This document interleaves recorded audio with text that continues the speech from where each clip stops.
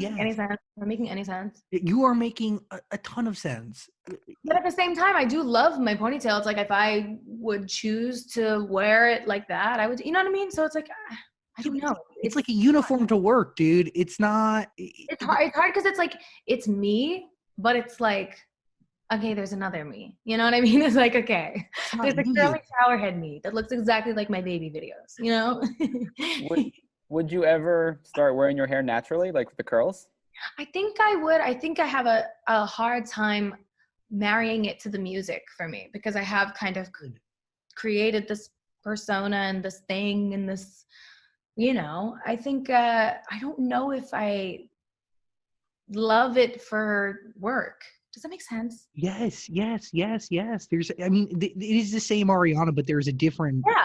There's a difference between the two. Like, and I like that. I think I like that for now. I mean, maybe there will be a phase in my life where I'm like, oh, this makes sense for this project. I should rock this for this project. But for now, I think it's like a really nice private separation, like degree of separation that keeps me kind of like, yeah, this is separate.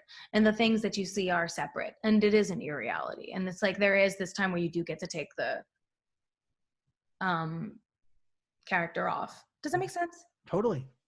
Because it's like you see a lot, and it's just, to be a person who does what I do is a blessing, but it's also kind of weird. And I think there are times when I'm really grateful for that degree of separation. Although it is such a blessing and I am grateful to be in the position I'm in, it does feel nice to have like this grounding thought of like, yeah, that's not reality. Your reality. I don't know. It's so much more than hair. I'm talking about way much more than hair. Sorry. Yeah, but it is all connected to your hair. It is all connected to your hair, truly, because I you know, it's like the thought of like, let your hair down. This is like, just, you're taking off your work uniform. You're becoming a different person, but also the same. It's a different version of you. It's like at home. You being like, at the end of the day, like you hang it up like right by the door or something. Yeah. I'm like, yo, Myron. POV, one of my favorite songs from this album, and personally and a little selfishly, the record made me really adjust what I'm looking for in a partner, because it's a love song that opened my eyes, as opposed to making me jealous of love or sad of somebody's love.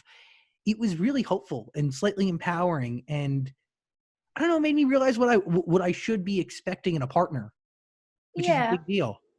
Well, it's a tricky one, because it's also like, of course you love yourself before you're able to fully love someone else, of course. And this isn't really about that in a way. It's just kind of about, you know how everyone has the little things that you're like, ugh, how could you like that, you know?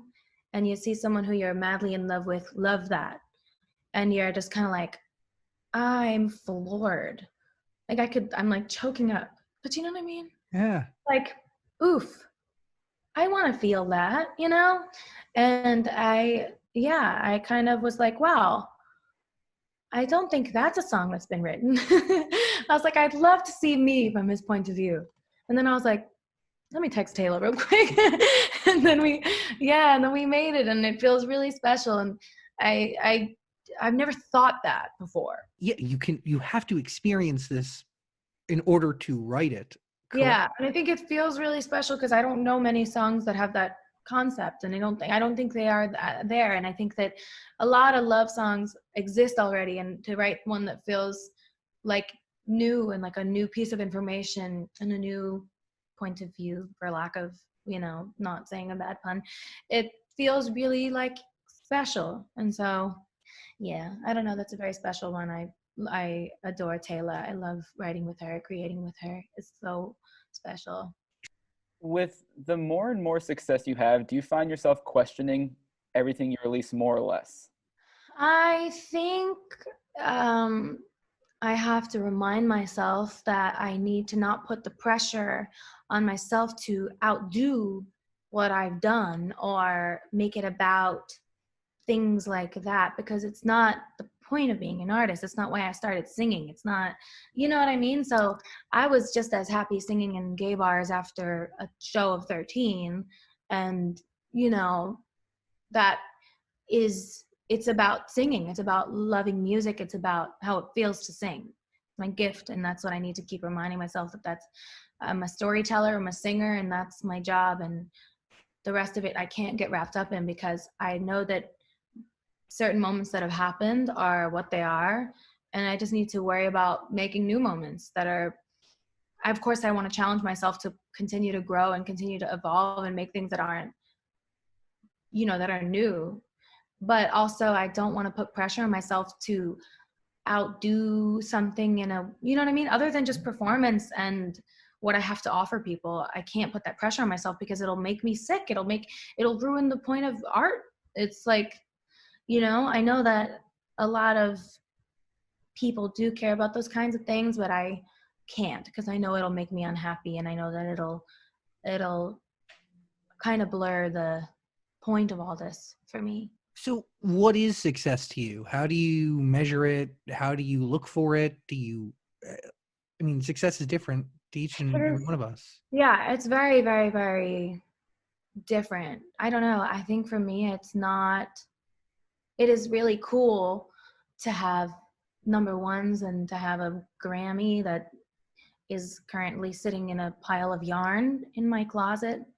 It is amazing, and I'm grateful for acknowledgement, for achievements like that, and it means a lot, and I'll always say thank you, and I'll always be celebratory of those things, of those moments and achievements. But I think, to me, I am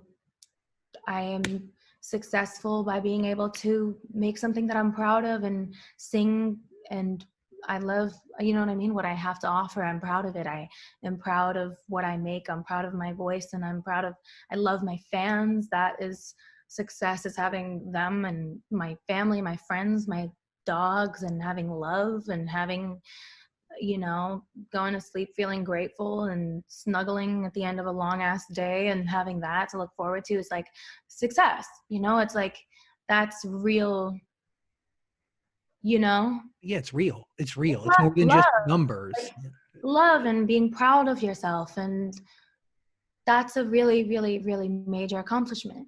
I think that like the rest is distracting and can make you feel sick and yucky. I hear a lot of shit. I see a lot of shit, and I try so hard to not engage with it, because I want to deliver and I want to make people proud, and I know that numbers matter to the labels, to the fans, to the things, to this, and like all of that is important to a lot of people. But at the end of the day, I need to, in my heart, success is just everything I've had since the beginning. It's like love and the ability to sing and tell a story. I'm happy, Yeah, what you're saying is the truth. I believe that you would have still created this album even if nobody was on the other side listening, because it just needed to be done. And I think you would still sing even if there was just 10 people in the room as opposed to 10,000. I did sing when there was 4 people in the room, and 3 of them were Frankie and 1 of them was my mom. You know what I mean? And that was, I don't know what the that meant, but I'm so glad it came out. The most meaningful part of your life, I am sure, is to lose to success. Yeah. I mean, by the way, like, it's not every day that a dog just ends up on the side of a bus. I raised salutes, that's a different level of success, actually. You're right. Wow. Now that I'm into it. Speaking of performing, have you even thought about a possible tour for this album, or is that not even on your mind with everything going on? No, it's I don't think it is. I mean, I don't think people are going to be touring until 2022. Yeah. I don't see it as a possibility, and I don't think I would feel safe. I don't want to put my fans in danger. I think we need to really look at this, and no one knows what they're doing, and the way this pandemic is being handled is who knows, and I don't see it in the cards. Also, I just got off tour last year, so I think that I kind of liked doing Sweetener and Thank You Next and then touring both together. So maybe after whenever the next one happens, which will not be soon, but and the pandemic sorts itself out, maybe that would be a good time to start thinking about it. But I think that just the state of the world right now is not safe. It's not a safe time for people to be traveling and going to shows and being around. It's not realistic. I don't know why people are like pretending that their tours are going to happen right now. They're like delaying to the summer, and I'm like, yeah, good luck. What is the most rewarding part of crafting an album? I like driving around and listening to it and being really fulfilled by it. Like that feeling is really exciting. And Ray liking it. when Ray loves it and we're like driving in the car together, like from appointment to appointment, and Ray's like, she like work. Then I know I've made something good. No, I think yeah, seeing like a playlist form in your phone is cool. That's exciting. Because it's your own stuff. Yeah, the whole process is really nice. Like seeing the visual fall into place, and you work on it hard and you edit it hard, and when everything is kind of done and coming together and you think about like, and you look at it alone, that's nice. And then when you think about sharing it with other people, you start to spin. I do anyway. I'm like, holy shit, it's real now. Motive. A record that to me sounds, again, like a lot of this album, it is very present, but still nostalgic and timeless. There's like a disco funk there. It really, it slaps in the right way. I met Murda through Wendy Goldstein. She connected us, and I love his work. I think he's super talented, and I wanted him to kind of like try new for me, I think. And so I sent him a little playlist of like some diva music to listen to, and Vogue was kind of like the leader of the playlist. And he sent me a beat called Vogue, and that was kind of the inspiration. And I think it's so cool that someone like him made that beat, you know? Murda, like the Murda that does like Drake and some of the Migos stuff, like that Murda. Yeah. Oh wow, that's cool. I would never. Yeah. Oh, go ahead. I just didn't expect him to make that beat, which is awesome. No, I know, me neither, which is why I was like, hey, like, you're sick. I'm obsessed with everything that you've sent, and like, you're so talented. I was like, what if you tried to do something that you've never done before, never thought of doing before, something that someone could Vogue to? And he was like, what do you mean? And I was like, well, and I sent him a couple things to listen to, and it was fun. It was in quarantine. We were both kind of like trying to inspire each other, and he knocked it out of the park. And I think it's always so exciting when you push each other to try new things, and someone can push you and you can push them, and it makes something refreshing. Why was Doja the right person to help bring in the life? Felt it in my bones. I was just like, ooh, she's gonna eat this. It's just such a specific space to occupy. It's like voguey, and B, it's kind of is more like slow. So I don't know, it's hard to just have a couple bars on like that tempo of a song and know what to do with it, but she really added so much to it. I love it. Yeah, her flow really is impeccable, and it fits so perfectly. good. But again, I say this probably every time we talk, like, you pick the right people who really are needed to tell the story fully. It's never just this random bull squash feature that was just. What the does that mean? Bull squash? Yeah, we got rid of bull. And, say bull squash. Bull squash. Positions is the album. There's a link in the description below. Please listen to it. Well, did we talk about Nasty? Did I miss that? Oh no, we can. I think we have to. Can't yeah, skip let's that go one. back. The laughs at the top of that record, plus the whistle tone so delicate, really bring to life a different story. Yeah? I think so. What's the story? I mean, you tell me. Just giggling, having a good time, making songs. I think that's just what happened in the beginning. I don't think it's any deeper than that, you know? But then again, people will find a way, my fans will find a way to create depth with something that is not that deep. Like, for instance, the loading bar on my website has a little flower in it. And the flower that we were going to use on Twitter next to the positions hashtag, just because it looks cute and is sweet and whatever, the flower matches my earring on the album cover.